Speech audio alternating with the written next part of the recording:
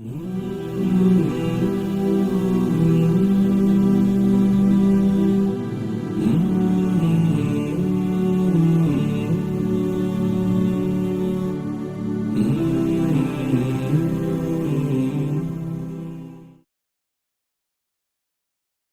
نقصان اٹھانے والے ہیں. قُلْ أَفَغَيْرَ اللَّهِ تَأْمُرُونِّي أَعْبُدُ، کہہ دیجئے کیا تم مجھے حکم دیتے ہو کہ اللہ کے سوا کسی اور کو پوجوں؟ أَيُّهَا الْجَاهِلُونَ، اے جاہلو. وَلَقَدْ أُوحِيَ إِلَيْكَ، اور وحی کی گئی تیری طرف، وَإِلَى الَّذِينَ مِن قَبْلِكَ، اور تجھ سے پہلوں کی طرف، لَئِنْ أَشْرَكْتَ، اگر تو نے شرک کیا، لَيَحْبَطَنَّ عَمَلُكَ، تو تیرے سارے عمل ضائع ہو جائیں گے، وَلَتَكُونَنَّ مِنَ الْخَاسِرِينَ، اور تو ہو جائے گا نقصان اٹھانے والوں میں. بَلِ اللَّهَ فَاعْبُدْ، بلکہ اللہ ہی کو پوج، وَكُن مِّنَ الشَّاكِرِينَ، اور ہو جا اس کے شکر گزاروں میں سے. وَمَا قَدَرُ اللَّهَ حَقَّ قَدْرِهِ، نہیں قدر جانی لوگوں نے اللہ کی جیسی اس کی قدر ہے. وَالْأَرْضُ جَمِيعًا قَبْضَتُهُ يَوْمَ الْقِيَامَةِ، اور زمین ساری اس کی مٹھی میں ہوگی قیامت کے دن. وَالسَّمَاوَاتُ مَطْوِيَّاتٌ بِيَمِينِهِ، اور آسمان لپٹے ہوئے اس کے دائیں ہاتھ میں. سبحانہ، وہ پاک ہے، وتعالی، اور بلند و بالا ہے، عما یشرکون، تمہارے شریکوں سے. سورہ زمر کی گزشتہ آیات مبارکہ کے اندر اللہ تعالیٰ کی طرف سے اپنے بندوں کے لیے ایک انتہائی امید افزا خوشخبری سنائی گئی، جس کے بارے میں صحابہ کرام فرماتے ہیں کہ اس سے بڑی بشارت اور خوشخبری اللہ کے بندوں کے لیے اور کوئی نہیں ہو سکتی. ایسے لوگ جنہوں نے اپنی ذاتوں پر، اپنے اوپر اللہ کی نافرمانیاں کر کے، فسق اور فجور کر کے ظلم کیا، تو انہیں بھی کہا گیا کہ اللہ کی رحمت سے مایوس نہیں ہونا چاہیے، اللہ کی طرف رجوع کرے. ان اللہ یغفر الذنوب جميعا، اللہ ان کے ہر قسم کے گناہ معاف کر دیں گے. آج کی ان آیات مبارکہ کے اندر بھی اللہ تعالیٰ کی اسی صفت کو اور اس کے قادر مطلق ہونے کو اور ساری کائنات کے اندر متصرف ہونے کو بیان کیا گیا ہے. فرمایا اللہ خالق کل شیء، اللہ ہی ہر چیز کو پیدا کرنے والا ہے. اللہ کی صفت خالقیت ایک ایسی صفت ہے جس کے ساتھ اللہ نے ہر دور کے مشرکوں کو چیلنج کیا ہے کہ اگر تم یہ دعویٰ کرتے ہو کہ اس کائنات میں اللہ کے سوا بھی کوئی الہ ہے، کوئی معبود ہے، کوئی مسجود ہے، کوئی اور عبادت کے لائق، پرستش کے لائق ہے، تو بتاؤ اللہ کے سوا تمہارے کسی دوسرے خدا نے بنایا کیا ہے؟ اس پوری کائنات میں، زمین میں، فضا میں، خلا میں، آسمانوں میں ایک چیز دکھاؤ اللہ کے سوا کسی اور کی بنائی ہوئی، ایک چیز دکھاؤ.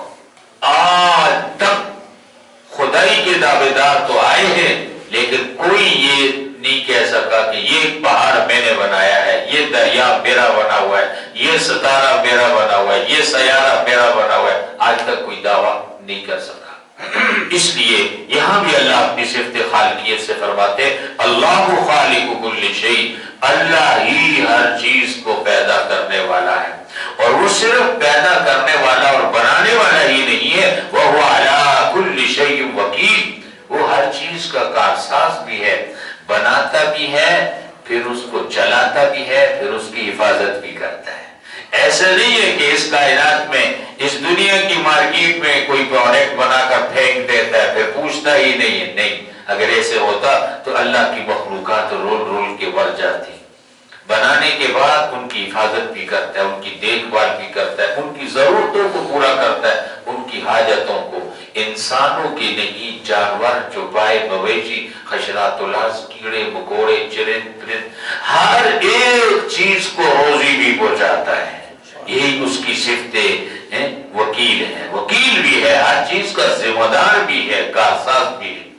حضرت موسیٰ علیہ السلام 10 سال مدینہ حضرت شعیب علیہ السلام کی بکریاں چرانے کے بعد جب حکم ہوا کہ موسیٰ جاؤ مصر واپس جاؤ، اذهب الى فرعون انه طغى، جاؤ فرعون بڑا طاغی ہو گیا ہے، اس نے زمین پر خدائی کا دعویٰ کر دیا ہے۔ موسیٰ علیہ السلام اللہ کے حکم سے مدین سے مصر کی طرف چلے، ساتھ اہلیہ بھی تھی۔ راستے میں جب یہ حکم ملا تو سوچنے لگے، دل میں خیال آیا کہ اب جب میں مصر جاؤں گا تو ایک انتہائی تصادم والی زندگی ہوگی، فرعون جیسے شخص کے ساتھ اللہ نے مجھے ٹکرانے کے لیے بھیج دیا ہے۔ دل میں خیال آیا پتہ نہیں بیوی بچوں کا کیا ہوگا، اتنی بڑی طاقت کے ساتھ مجھے اللہ ٹکرا رہے ہیں، بیوی بچوں کا کیا ہوگا۔ اللہ تو دلوں کے حالوں سے بھی باخبر ہے، بولے نہیں ہے زبان پہ نہیں، دل میں آیا ہے۔ اللہ نے بھی دل کا ارادہ دیکھ لیا، میرے موسیٰ کو بیوی بچوں کی فکر ہے۔ سامنے ایک چٹان تھی، عصا تو ہر وقت موسیٰ علیہ السلام کے ہاتھ میں ہوتا تھا۔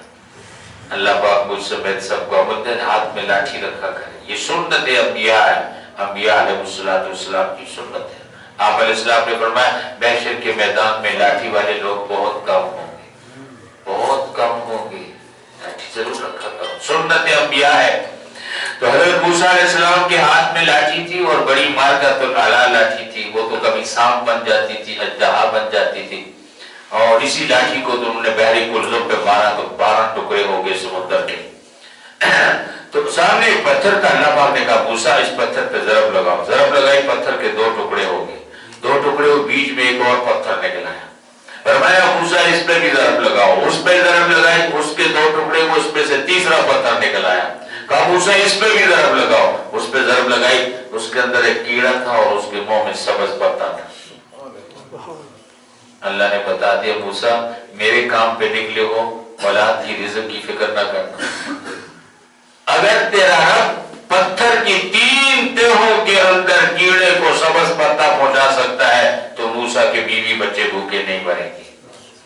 اللہ خالق کل شیء، اللہ ہر چیز کو پیدا کرنے والا ہے، وَهُوَ عَلَىٰ كُلِّ شَيْءٍ وَكِيلٌ، اور ہر چیز کا کارساز بھی ہے۔ یہ کائنات اس نے بنائی ہے، اس کو تھاما ہوا بھی ہے، وہ قیوم ہے، تھامنے والا۔ زمین اسی کی تھامی ہوئی ہے، اگر وہ زمین سے ہاتھ کھینچ لے زمین تباہ ہو جائے، ستارے سورج چاند سب گر جائیں، کائنات میں قیامت آ جائے، تو اللہ نے بنانے کے بعد تھاما ہوا ہے، حفاظت بھی کرتا ہے، نگہبانی بھی کرتا ہے، دیکھ بھال بھی کرتا ہے، اپنی مخلوقات کی ضرورتوں کو بھی پوری کرتا ہے۔ جب خالق ہر چیز کا وہ ہے اور ہر چیز کا ذمہ دار اور کارساز وہ ہے تو بندگی کے لائق بھی وہی ہے، پھر اس کے سوا کسی کو سزاوار ہی نہیں ہے، کسی کو حق ہی نہیں پہنچتا کہ اس کے سوا کسی اور کی بندگی کی جائے، کسی اور کی پوجا پاٹ کی جائے۔ مزید فرمایا لہو مقالید السماوات والارض، اسی کے ہاتھ میں ہے آسمانوں اور زمینوں کی کنجیاں۔ مقالید اقلید کی جمع ہے، بعض حضرات کہتے ہیں یہ فارسی سے معرب ہے، اقلید فارسی میں کنجی کو کہتے ہیں۔ تو اللہ کے ہاتھ میں کنجیاں ہیں، جو جس کے ہاتھ میں خزانوں کی کنجیاں ہوتی ہیں وہ اس میں تصرف کا اختیار بھی اسی کے پاس ہوتا ہے۔ جس کے پاس کنجی ہوگی نا وہ چاہے جہاں چاہے خرچ کرے۔ سارے کائنات کے خزانے اللہ کے پاس ہیں، کنجیاں بھی اللہ کے پاس ہیں، اور ان کو استعمال کرنے کا اختیار بھی اللہ کو ہے۔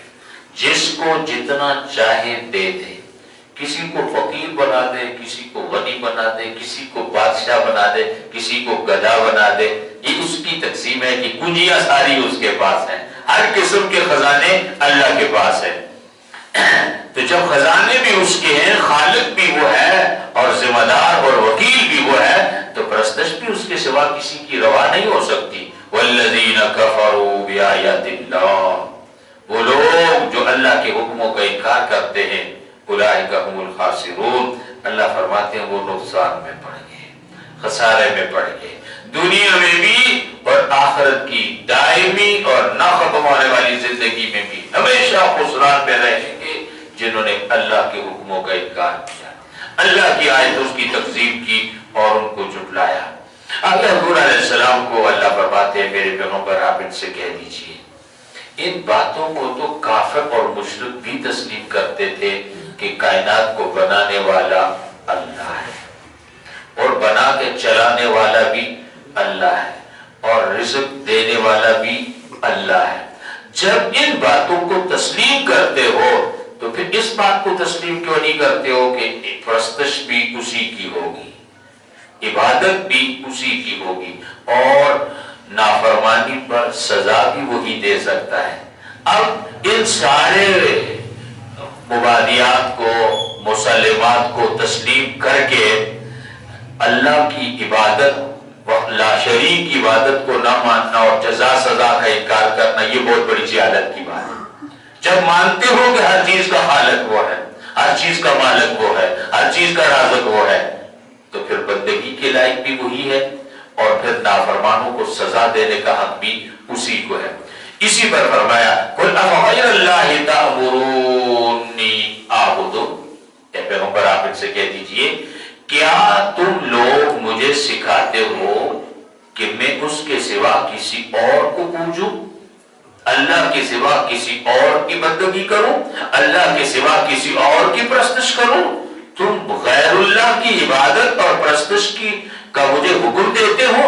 ایھا الجاہلون، اے جاہلو، کتنی بڑی جہالت کی بات ہے، کتنی بڑی حماقت کی بات ہے، کتنی بڑی بیوقوفی کی بات ہے جب تم اس بات کو تسلیم کرتے ہو، مانتے ہو، اقرار کرتے ہو کہ ساری چیزوں کو بنانے والا اللہ، سب کا مالک اللہ، سب کو چلانے والا کارساز اللہ، تو پھر اس بات کو کیوں نہیں مانتے ہو کہ بندگی بھی پھر اسی کی ہوگی، پرستش بھی صرف اسی کی ہوگی، اور پھر وہ اپنی مخلوقات کو اپنے ہاتھ میں رکھنے والا ہے اور جزا سزا کا بھی مالک ہے، جس کے ساتھ جو چاہے کرے اس کو کون پوچھ سکتا ہے؟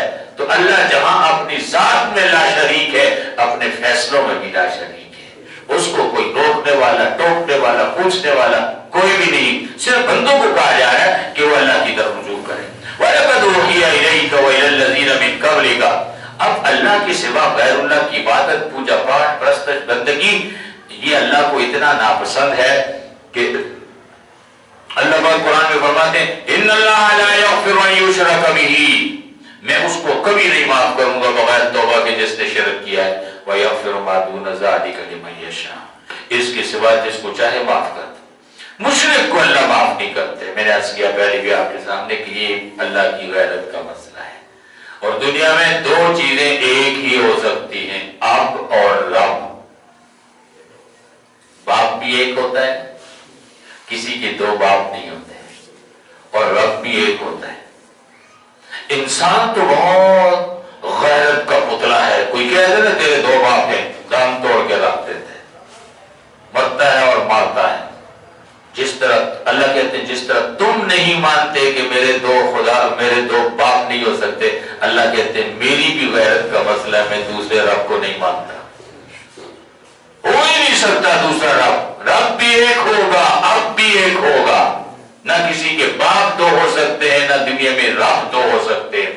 اس لیے اللہ نے فرمایا کہ آپ ان سے کہے جاہلو، کیا تم مجھ سے اس بات کی توقع رکھتے ہو کہ میں اللہ کے سوا کسی اور کو پوجوں، حالانکہ مجھے اللہ نے حکم دیا ہے کہ میں اس کے سوا کسی کی پرستش نہ کروں، مجھے نہیں سارے نبیوں کو حکم دیا۔ وَلَقَدْ أُوحِيَ إِلَيْكَ وَإِلَى الَّذِينَ مِن قَبْلِكَ، اللہ فرماتے ہیں تحقیق اے پیغمبر ہم نے آپ کی طرف بھی وحی کی ہے، وَإِلَى الَّذِينَ مِن قَبْلِكَ، اور آپ سے پہلے جتنے بھی انبیاء اور رسول انسانیت میں آئے سب کی طرف ہم نے وحی کی۔ لَإِنْ أَشْرَكْتَ، اے میرے نبیوں اگر تم نے بھی شرک کیا، لَيَحْبَطَنَّ عَمَلُكَ، تو تمہارے بھی سارے عمل ضائع کر دوں گا۔ شرک اللہ کو گوارا نہیں، شرک کا شائبہ بھی اللہ کو گوارا نہیں۔ میں اور آپ کس بات کی مونی ہو سکتے ہیں؟ اللہ اپنے نبیوں کو جن سے سوچا بھی نہیں جا سکتا کہ شرک کرنا تو کیا، وہ تو معمولی گناہ بھی نہیں کر سکتے، لیکن اللہ فرماتے ہیں اے میرے پیغمبروں اگر تم بھی شرک کرو گے لَيَحْبَطَنَّ عَمَلُكَ، تو تمہارے اعمال بھی ضائع کر دیے جائیں گے، وَلَتَكُونَنَّ مِنَ الْخَاسِرِينَ، اور تم نقصان میں پڑ جاؤ گے۔ تو پھر عام انسان کا کیا کہنا؟ اس لیے اعمال کی قبولیت کا دار و مدار عقیدہ توحید پر ہے، توحید پرست ہونے پر ہے، جب تک ایک اللہ کو مان کر بندگی اور عبادت نہیں کریں گے اللہ پاک اس وقت تک اعمال کو بھی قبول نہیں کرتے. بل اللہ فاعبد، بلکہ اے پیغمبر اللہ ہی کو پوچھ، اللہ ہی کی پرستش کر. وکن من الشاکرین، اور اللہ کے شکر گزار بندوں میں سے ہو جا. اللہ آگے فرماتے ہیں میرے بندوں نے میری وہ قدر نہیں کی جو کرنی چاہیے. اللہ کو ایسے نہیں سمجھا جیسے اللہ کو سمجھنا چاہیے. تبھی تو وہ اب دیکھیے نا، اللہ خالق ہے تو اللہ کے سوا آپ جس کو بھی معبود بنائیں گے وہ مخلوق ہوگا. جس کو بھی دیکھیے، اللہ نے اگر کسی لوگوں نے کسی نبی کو معبود بنایا، جیسے نصارہ نے عیسیٰ علیہ السلام کو خدا کا بیٹا بنا لیا، 3 خداؤں کا عقیدہ کر لیا، یا یہ بھی کہتے ہیں 3 عقیدے ہیں نصارہ کی عیسیٰ علیہ السلام کے بارے میں. ایک یہ کہ عیسیٰ خدا کا بیٹا ہے، دوسرا یہ کہ عیسیٰ خدا ہے، عیسیٰ کی شکل میں خدا زمین پر اتر آیا ہے، تیسرا یہ کہ 3 خدا ہے، عیسیٰ بھی خدا ہے، اس کی ماں مریم بھی خدا ہے اور اللہ بھی خدا ہے. 3 خدا ہے، تثلیث کا عقیدہ. تو یہ جو انہوں نے، اب عیسیٰ کون ہے؟ عیسیٰ تو اللہ کا بندہ ہے، عیسیٰ مخلوق ہے، مریم کا بیٹا ہے، عمران کا نواسا ہے. تو اب انہوں نے اگر کسی کو معبود بنایا تو وہ تو مخلوق ہے. ایسا خدا بنا لیا جو بنایا ہوا ہے، اللہ کسی کا بنایا ہوا نہیں ہے. لم یلد ولم یولد، نہ اس کے ماں باپ ہے نہ اس کی اولاد ہے، نہ اس نے کسی کو پیدا کیا نہ اس سے کوئی پیدا ہوا. وہ بے مثال ہے. تو خالق تو وہ ہوتا ہے جو بنانے والا ہوتا ہے. اگر خالق کو خود بناؤ، یہ مشرکوں کو دیکھو نا، اسی لیے اللہ نے ان کو جاہل کہا کہ مشرک کی عقل نہیں ہوتی. یاد رکھیں، اب ہمارے پڑوس میں ہندوستان ہے، کروڑوں دیویاں ہیں، ان کی کروڑوں دیوی جا کے کھڑے ہو جاتے ہیں رام رام رام. ادھر فیکٹریوں میں مستری بیٹھے ہوئے لگے ہوئے تھوڑے لے کے خدا بنا رہے ہیں. دیکھو کتنی بے وقوفی ہے، کتنی جہالت ہے. اپنے ہاتھوں سے خدا بناتے ہیں، اپنے ہاتھوں سے، پھر انہی کی پوجا کرتے ہیں، پھر انہی کے نام کی نظر نیاز دیتے ہیں، پھر انہی کے سامنے جا کر سر جھکاتے ہیں، پھر انہی کے سامنے ہاتھ جوڑ کے کھڑے ہو جاتے ہیں رام رام رام رام. عقل نہیں ہے نا. جہاں شرک ہوتا ہے وہاں عقل نہیں ہوتی، جب عقل آتی ہے تو شرک نہیں ہوتا. اسی لیے اللہ نے مشرک کو جاہل کہا. ایھا الجاہلون، اے جاہلو، تم مجھے حکم دیتے ہو، مجھے سکھاتے ہو، مجھے ترغیب دیتے ہو کہ میں غیر اللہ کی پوجا کروں. یہ کیسے ہو سکتا ہے؟ خدا مجھے کہتا ہے میرے سوا کوئی معبود نہیں ہے. سب نبیوں کو یہی کہا. اللہ نے ہمیں یہی کہا لئن اشرکت لیحبطن عملک، اگر تم شرک کرو گے تو میں تم نبیوں کے اعمال بھی ضائع کر دوں گا. ولتکونن من الخاسرین، تم نقصان میں پڑ جاؤ. اللہ فرماتے حقیقت یہ ہے کہ لوگوں نے میری قدر نہیں کی، مجھے پہچانا نہیں، میری معرفت نہیں، ورنہ کبھی بھی خدا کے سوا کسی اور کو معبود قرار نہ دیتے. وما قدر اللہ حق قدرہ، نہیں قدر کی لوگوں نے اللہ کی جیسا کہ اس کی قدر اس کا حق ہے. نہیں پہچانا لوگوں نے اللہ کو، نہیں معرفت حاصل کی لوگوں نے اللہ کی. دیکھو نا کہ اتنے کمالات والا رب، ساری کائنات کا خالق، زمین کو بنانے والا، آسمانوں کو بنانے والا، چاند سورج ستارے بنانے والا، فضا خلا بنانے والا، رات اور دن کو بنانے والا، گرمی اور سردی بنانے والا، کیڑے مکوڑوں سے لے کر عظیم الجثہ مخلوقات کو، انسانوں کو، فرشتوں کو، جنات کو، حیوانات کو، چوپائے مویشی، خچلات والارض، کیڑے مکوڑے، چرند پرند، سب کو بنانے والا اتنا عظیم خدا، جو خود اتنی بڑی بڑی مخلوقات کو بنانے والا ہے، وہ خود کتنا بڑا ہوگا. جس نے اتنی حسین مخلوقات کو پیدا کیا، وہ اس کے اپنے حسن و جمال کا خیال. ایسے رب کے ہوتے ہوئے کسی اور کے بارے میں سوچنا بھی جہالت ہے. اس لیے اللہ فرماتے ہیں انہوں نے پہچانا نہیں. میں اکثر مثال دیا کرتا ہوں، ہمارے علماء کو مثال دیتے کہ دیکھو کہ اللہ کے بارے میں ہمارا عقیدہ ہے کہ اللہ دیکھ رہا ہے، اللہ ہر جگہ موجود ہوتا ہے، جہاں بھی ہم ہوتے ہیں اللہ موجود ہوتا ہے. اور اللہ سمیع ہے، اللہ بصیر ہے، ہمیں سنتا بھی ہے، ہمیں دیکھتا بھی ہے. اگر یہ بات ہم زبان سے نہ کہیں، دل سے کہیں، تو کیا خیال ہے کسی جگہ ہم گناہ کر سکتے ہیں؟ جب ہم مانتے ہیں کہ خدا ہر وقت میرے ساتھ ہے، اللہ مجھے دیکھ رہا ہے، اللہ مجھے سن رہا ہے، تو اس دیکھتے سنتے خدا کی موجودگی میں گناہ کر سکتے ہیں؟ تو جب ہم گناہ کر رہے ہیں اور عقیدہ بھی ہے کہ خدا دیکھ رہا ہے، تو اس کا مطلب ہمارے قول اور فعل میں تضاد ہے۔ یہ بات ہمارے دل میں نہیں بیٹھی۔ حضرت یوسف علیہ السلام کے بارے میں آتا ہے نا، جب زلیخا ان کو کئی کمروں میں تالے لگا کر تنہائی میں لے گئی، اور زلیخا بت پرست تھی، اس کا ایک بت تھا جس کی وہ پوجا کرتی تھی، وہ بھی اس جگہ پڑا ہوا تھا، تو گناہ سے پہلے زلیخا نے اپنا دوپٹہ اتارا اور اپنے بت پہ ڈال دیا۔ حضرت یوسف علیہ السلام نے کہا مالکہ یہ کیا کر رہی ہو؟ کہا یوسف گناہ کا ارادہ ہے، میرا خدا دیکھ رہا ہے، میں نے اس پہ چادر ڈال دی تاکہ مجھے دیکھ نہ سکے۔ مشرکہ ہونے کے باوجود زلیخا کو پتھر کے خدا سے حیا آئی، اور آج میرے جیسے مسلمان کو جیتے جاگتے خدا سے شرم نہیں آتی۔ اس خدا کے سامنے ہم جھوٹ بھی بولتے ہیں، چغلیاں بھی کرتے ہیں، ہم شراب بھی پیتے ہیں، ہم گانے بھی سنتے ہیں، ہم جوا کھیلتے ہیں، ہم سود کھاتے ہیں، ہم بدیانتی کرتے ہیں، ہم رشوت لیتے ہیں، ہر برائی کرتے ہیں، اور پھر بھی کہتے ہیں خدا دیکھ رہا ہے۔ وہ ڈاکٹر اسرار صاحب نے ٹھیک کہا تھا، سب سے منافق، سب سے بڑے منافق پاکستانی ہیں۔ ایک طرف خدا کے بارے میں عقیدہ کیا ہے اور دوسری طرف ہم کرتے کیا ہیں۔ ایسا تو وہ بھی نہیں کرتا جو خدا کو نہیں مانتا، لیکن خدا کو مان کے بھی یہ کرتے ہیں۔ اس لیے اللہ کہتے ہیں وما قدر اللہ حق قدری، لوگوں نے اللہ کی وہ قدر نہیں کی جو قدر کرنی چاہیے۔ میرے دوستو، ایک بچہ بیٹھا ہو نا، ہم بچے کے سامنے غلط حرکت نہیں کرتے، اوٹ پٹانگ حرکت نہیں کرتے، یار بچہ دیکھ رہا ہے، اللہ کاش ہمیں یہ خیال آ جائے کہ میرا خدا دیکھ رہا ہے۔ ہم بچے سے تو حیا کرتے ہیں، لوگوں سے تو حیا کرتے، چور لوگوں کے سامنے چوری نہیں کرتا، چھپ کے کرتا ہے، اس کو شرم آتی ہے لوگوں کے سامنے چوری کرتے ہوئے، لیکن وہ مسلمان خدا کے سامنے گناہ کرتا ہے، اللہ کی نافرمانیاں کرتا ہے۔ اس لیے اللہ کہتے ہیں وما قدر اللہ حق قدری، لوگوں نے اللہ کی وہ قدر نہیں کی جو کرنی چاہیے۔ حضور اکرم صلی اللہ علیہ وسلم، صحابہ کا دور، اللہ نے ان کو قیامت تک کے لیے معیار حق کیوں بنایا؟ ایک صحابی فرماتے ہیں، نوجوان نو مسلم صحابی تھے، عبد الرحمن ان کا نام تھا، تو حضور اکرم صلی اللہ علیہ وسلم کی خدمت میں رہتے تھے، آپ صلی اللہ علیہ وسلم کے لیے موزے بنایا کرتے تھے۔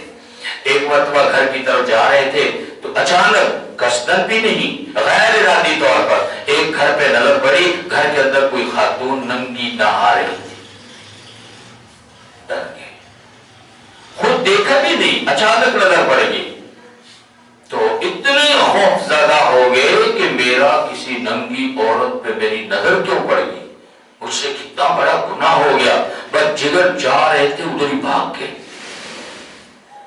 اب میں اللہ کے نبی کے سامنے کیسے جاؤں گا؟